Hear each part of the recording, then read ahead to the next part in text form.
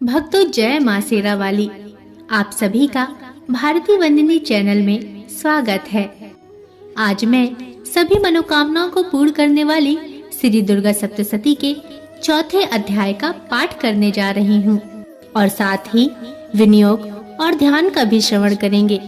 तो चलिए माँ भगवती के दर्शन करते हुए इस पवित्र पाठ का रसपान करते हैं। सिद्धि की इच्छा रखने वाले पुरुष जिनकी सेवा करते हैं तथा देवता जिन्हें सब औरों से घिरे रहते हैं, उन जया नाम वाली दुर्गा देवी का ध्यान करके उनके श्री अंगों की आभा काले मेघ के समान श्याम है। वे अपने कटाक्षों से शत्रु समूह को भय प्रदान करती हैं। उनके मस्तक पर आबद्ध चंद्रमा की रेखा शोभा पाती है। वे अपने हाथों में शंख चक्र, कृपाण और त्रिशूल धारण करती हैं। उनके 3 नेत्र हैं। वे सिंह के कंधे पर चढ़ी हुई हैं और अपने तेज से तीनों लोकों को परिपूर्ण कर रही हैं। ऋषि कहते हैं, अत्यंत पराक्रमी दुरात्मा महिषासुर तथा उसकी दैत्य सेना के देवी के हाथों से मारे जाने पर इंद्र आदि देवता प्रणाम के लिए गर्दन तथा कंधे झुकाकर उन भगवती दुर्गा का उत्तम वचनों द्वारा स्तवन करने लगे। उस समय उनके सुंदर अंगों में अत्यंत हर्ष के कारण रोमांच हो आया था।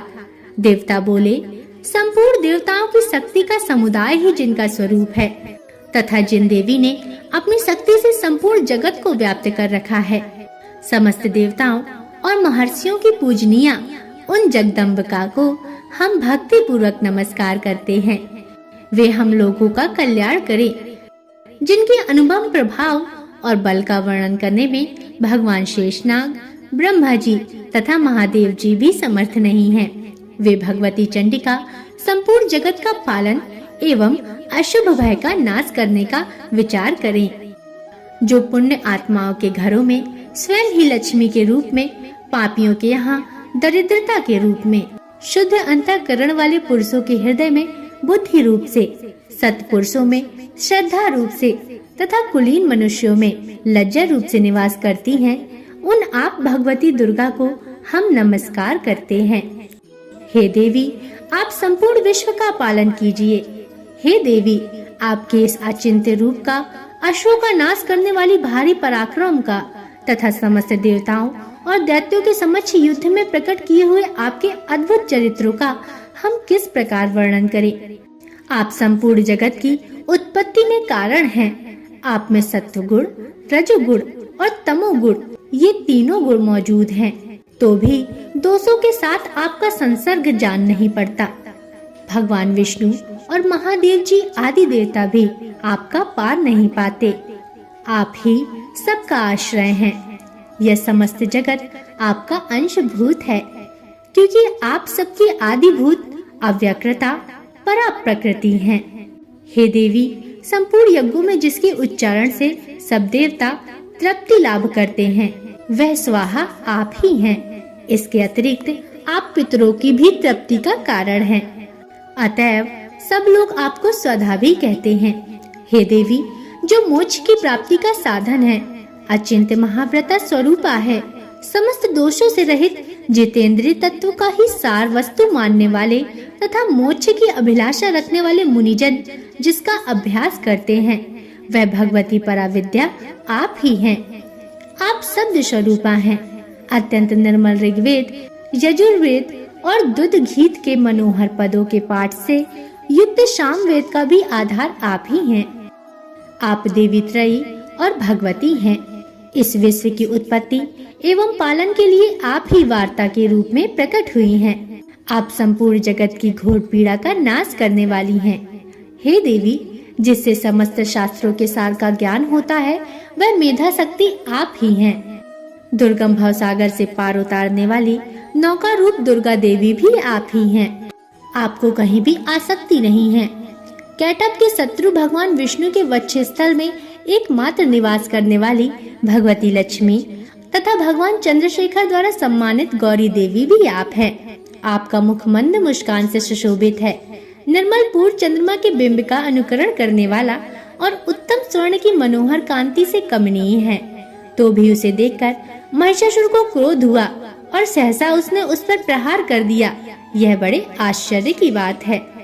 हे देवी, वही मुख जब क्रोध से युक्त होने पर उदय काल के चंद्रमा की भांति लाल और तनी हुई भौहों के कारण विकराल हो उठा, तब उसे देखकर जो महिषासुर के प्राण तुरंत ही निकल गए, यह उससे भी बढ़कर आश्चर्य की बात है, क्योंकि क्रोध में भरे हुए यमराज को देखकर भला कौन जीवित रह सकता है। हे देवी, आप प्रसन्न हो। परमात्मा स्वरूपा, आपके प्रसन्न होने पर जगत का अभ्युदय होता है और क्रोध में भर जाने पर आप तत्काल ही कितने कुलों का सर्वनाश कर डालती हो। यह बात अभी अनुभव में आई है, क्योंकि महिषासुर की यह विशाल सेना क्षण भर में आपके कोप से नष्ट हो गई।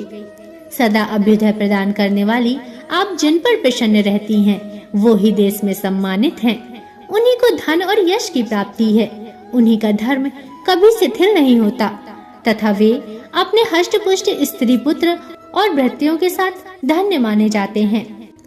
हे देवी, आपकी ही कृपा से पुण्यात्मा पुरुष प्रतिदिन अत्यंत श्रद्धा पूर्वक सदा सब प्रकार के धर्मानुकूल कर्म करता है और उसके प्रभाव से स्वर्ग लोक में जाता है। इसलिए आप तीनों लोकों में निश्चय ही मनोवांछित फल देने वाली हैं। हे माँ दुर्गा, आप स्मरण करने पर सब प्राणियों का भय हर लेती हैं और स्वस्थ पुरुषों द्वारा चिंतन करने पर उन्हें परम कल्याणमय बुद्धि प्रदान करती हैं।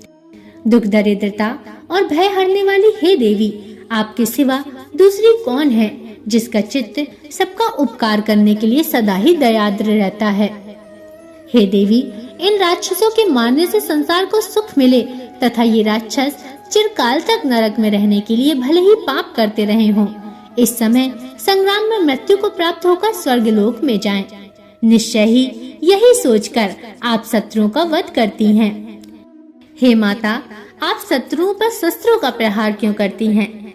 क्योंकि समस्त असुरों को दृष्टिपात मात्र से ही भस्म क्यों नहीं कर देती हैं?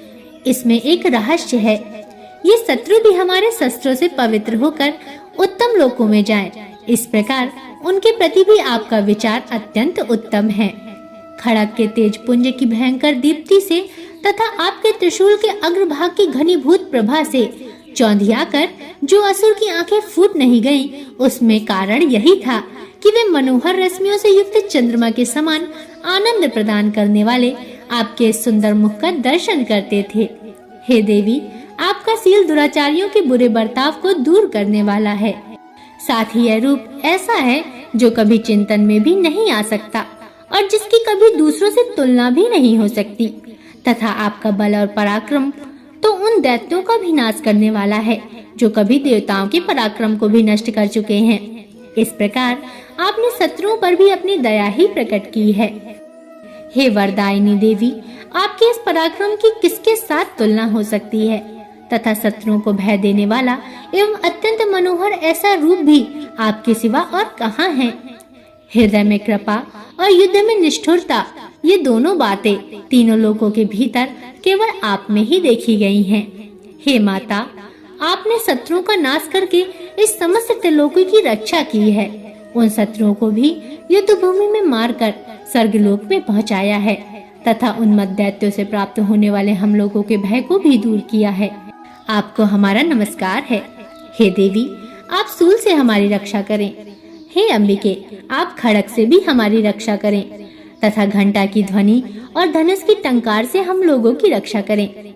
हे चंडिके, पूर्व पश्चिम और दक्षिण दिशा में आप हमारी रक्षा करें तथा ईश्वरी, अपने त्रिशूल को घुमाकर आप उत्तर दिशा से हमारी रक्षा करें। तीनों लोकों में आपको जो परम सुंदर और अत्यंत भयंकर रूप विचरते रहते हैं, उनके द्वारा भी आप हमारी इस भूलोक की रक्षा करें। हे अंबिके, आपके कर पल्लवों में शोभा पाने वाले खड़ग, शूल और गदा आदि जो जो अस्त्र हों, उन सब के द्वारा आप सब ओर से हम लोगों की रक्षा करें।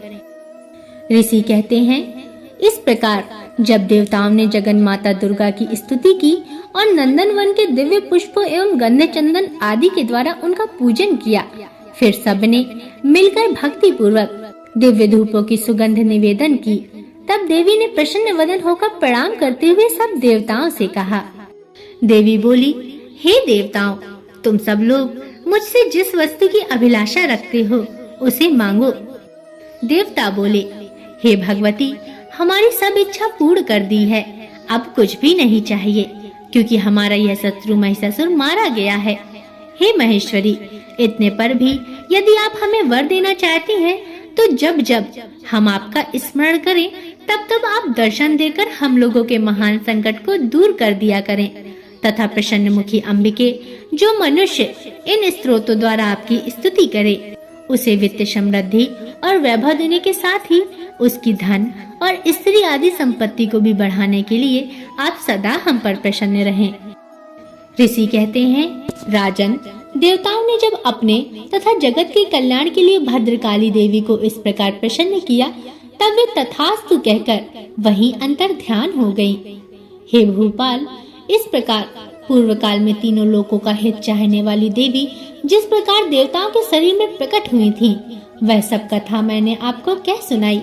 अब पुनः देवताओं का उपकार करने वाली वे देवी दुष्ट दैत्यों तथा शुंभ निशुंभ का वध करने एवं सब लोगों की रक्षा करने के लिए गौरी देवी के शरीर से जिस प्रकार प्रकट हुई थी, वह सब प्रसंग मेरे मुख से सुनो।